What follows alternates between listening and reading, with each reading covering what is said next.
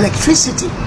I have always thought it was an African problem that we don't have electricity, constant supply of electricity in Nigeria. I've been proven wrong.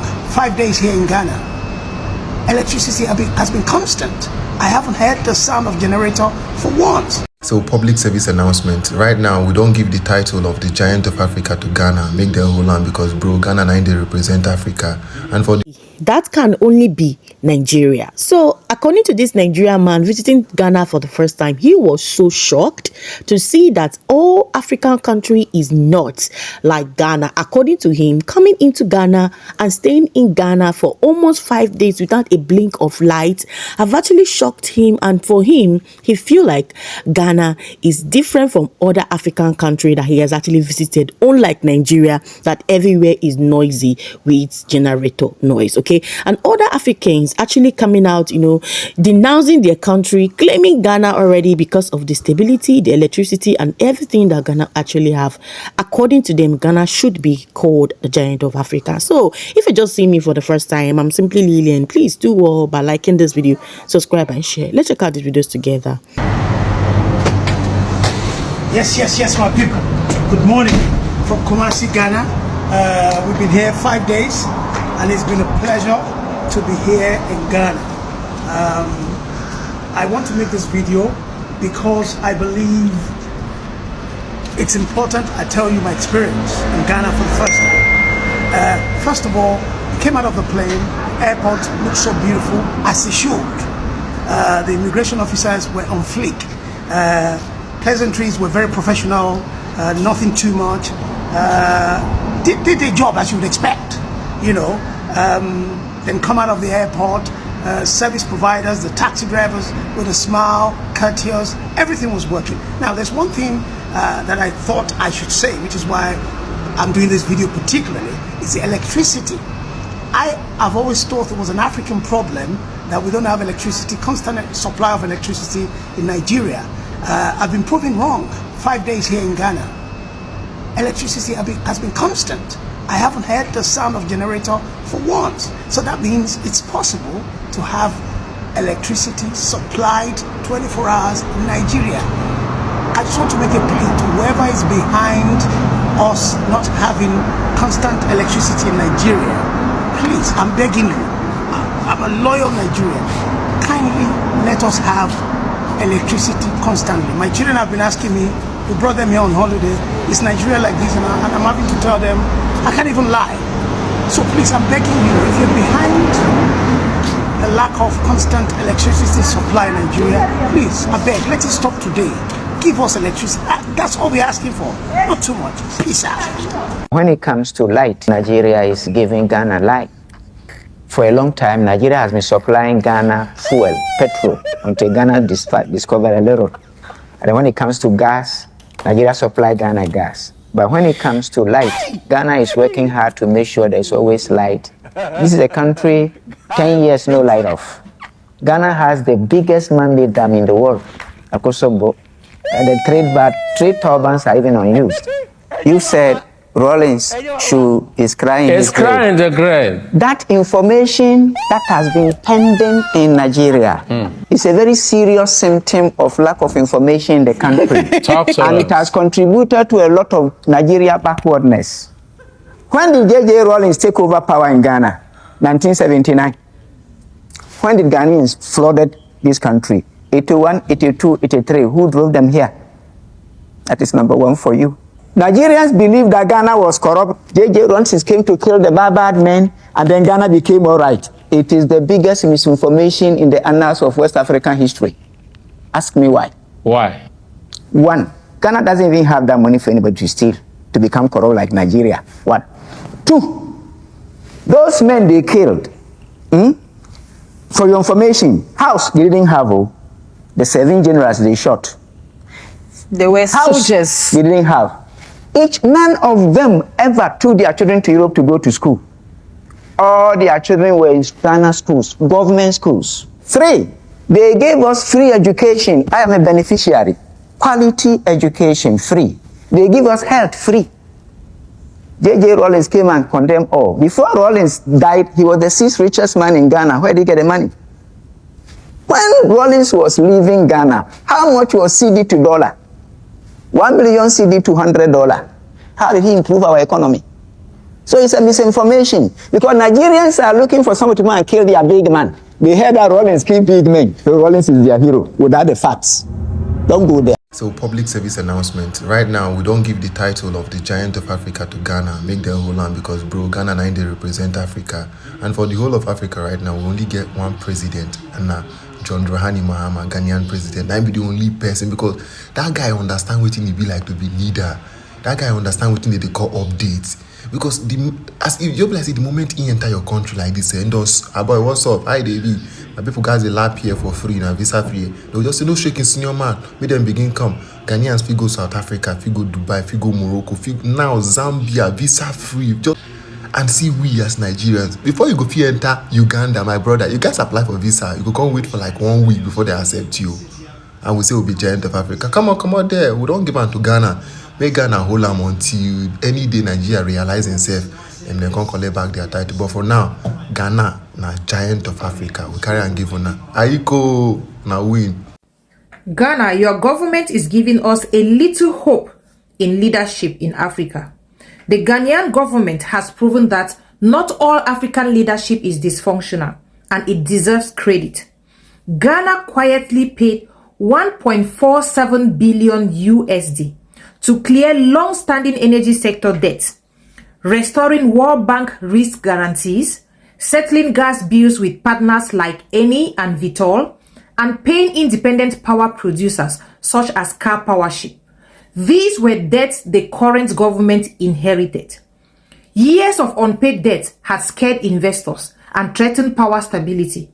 So this government chose to confront the problem, not postpone it. And by clearing these arrears, Ghana achieved 3 strategic wins. Credibility was restored, future investment was unlocked, and energy stability was secured. No supply threats, no emergency contracts, no panic governance. You know, energy is not just electricity. Energy is industry, jobs, factories, hospitals, and data centers. Energy is the backbone of development in any country. While some governments in Africa borrow to enrich a few, Ghana is creating opportunities for its people. This is strategy. Ghana chose to fix the foundation instead of patching a broken house. So I urge you African leaders, copy from Ghana and the 3 wise men in the Sahel, and we will not complain about you. Thank you all for watching this video and drop your thoughts down there in the comments. Guys, it's not a surprise that Nigeria doesn't produce enough electricity, but it's a surprise that even Zimbabwe is leading Nigeria in terms of electricity production. Guys, let's watch these statistics and talk about it. Whatever. So, guys, according to World Bank, here is the electricity asset ranking for African countries. We have Ghana, of course, Ghana leading with 98.5% of production. South Africa with 97.7 production. Senegal with 94.2 production. Zimbabwe with 62 production. And now I understand why Ghana is helping Nigeria to get electricity, because with this country, biggest country in West Africa, a giant, Nigeria is producing only 61.2, a giant for nothing. Nigeria, giant for nothing. So I understand anytime they need Ghana to help them to produce their electricity. Even Namibia and Zambia are producing better than Nigeria. Nigeria is always disgracing itself, always calling themselves giant, but giant for nothing. Anyway, Nigerians, Ghanaians are always there to help you guys. So if you need electricity, just switch it off like this. Nigeria, there's no 24 hours electricity, bro, as I speak to you. People use generators. People that can't even afford generators, they got sleep in darkness, bro. There's no 24 hours electricity. There's bad roads, and the government is quiet about the same, like all of this, bro. So to me, it's just, it hurts. I have growing kids. I have a 9-year-old that's growing up. He's in Nigeria. I talk to him every day. I want change for him. I want change for my son. I want change for the next generation. Like, so it's just sad that, you know, like, we've been quiet about this situation for the longest. People have been missing words. People don't want to be direct about the conversation, you know, because of fear. Course, you know, fear, man. They put fear. They put fear. Political bullies, man. The president's man. The police are bullies. 1,000%, bro. Yeah, all day. Every day, they do that, bro. But it's just too much now that I can't even keep quiet about the whole situation. You know, that's why, like every time when they do this political thing, like, I always exempt myself when it's election period, because I try not to influence people's votes. I don't want to, because I don't even trust this guy. I'm not gonna go and stay and say, yo, please come and vote for this guy to be president, when I don't know if he's gonna change anything. I wouldn't do that. You know, I always step aside, but now it's too sad. We can't step aside anymore. We need answers. We need conversations. The president should speak to the people. Like, speak to the people. Like, just that, sometimes communication helps.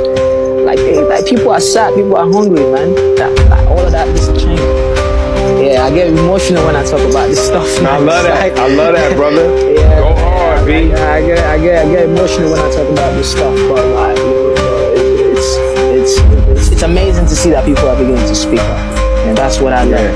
That's what I love. Now, this is the sad reality of every average Nigerian.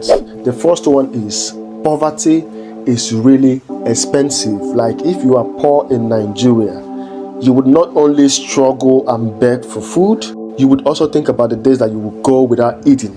So the second one is, you don't get a job simply because you're qualified. You get a job here because you have a connection. You see, most people are graduates from different universities and college, but the reason why they are still unemployed is not because they're not qualified or they didn't come out with good grades, but it's because they don't have the connection it takes to get good job in Nigeria. The third one is, it doesn't matter which circle that you're surrounding yourself with, but the moment you start making money, there's definitely going to be jealousy everywhere. Now, the fourth one, which is really, really disturbing, is tribalism. Tribalism is really taking control of our system, including our politics. Tribalism is just a hate between one tribe and the other, just the same way it is between race and the other in different countries that talk about racism and everything. Now, this tribalism in Nigeria, this is a situation where people from different tribes just don't like each other just because they are not of the same tribe. We have tribes like Igbo, Yoruba, Hausa, Fulani, Middle Belt, and many other tribes in Nigeria, and the biggest problem we have in this country is tribalism. And this tribalism is also controlling our religious level and also our political level in Nigeria. You see, the truth is that the security agencies in Nigeria only protect the rich and those who are connected. The sixth one is, as a Nigerian, if you manage to build your own house, you have solved at least 60% of your problem, because most of the people in Nigeria, what they complain about is how they can get money to pay rent. Especially now that things are really expensive in Nigeria. Nigeria, as a guy, if you are not a member of any cultism or any gang, you are being considered as the weakest. In Nigeria, every Nigerian believes that getting a visa to travel to another man's country is a prayer request, because we all keep believing that survival is not here anymore. We feel like we should survive outside Nigeria. That is why every Nigerian is always thinking about how they can get a visa to travel to any country to start afresh. The last one is, every Nigerian youth right now is dealing with a lot of depression. We are all struggling to see if we can break out of poverty and hardship, to the point that most of us are always tempted to go into crime, but some of us end up breaking, while most of us still remain decent. So these are the 10 sad realities for all Nigerians right now. See you guys on the next video. This man was really shocked to see that Ghana is not among those countries in Africa that suffers no electricity, no stability in the country. In fact, Ghana shocked him. According to him, he stayed in Ghana for 7 days without no power outrage. And the professor that actually educated Nigerians about how Ghana generates its light and how Nigerians give, or how Ghana buy gas and petrol from Nigeria. I think there should be a lot of education to Nigerians, because most Nigerians are really doing too much. Up to today, a lot of Nigerians still believe that they are the ones giving Ghana light, but let's think about it.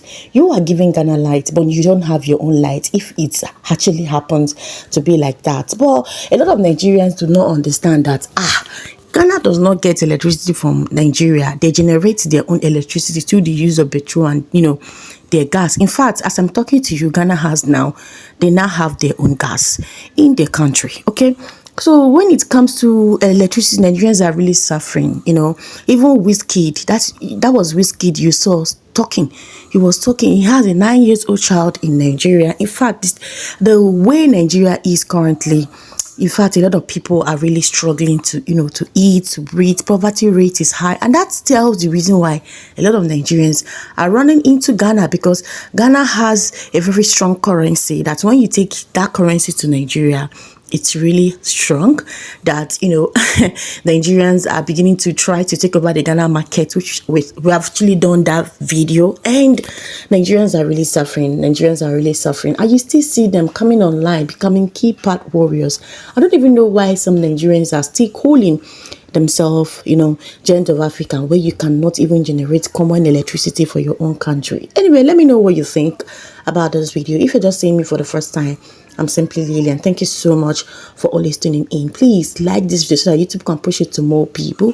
Subscribe to the channel. Thank you so much. I'll see you on my next one. Bye.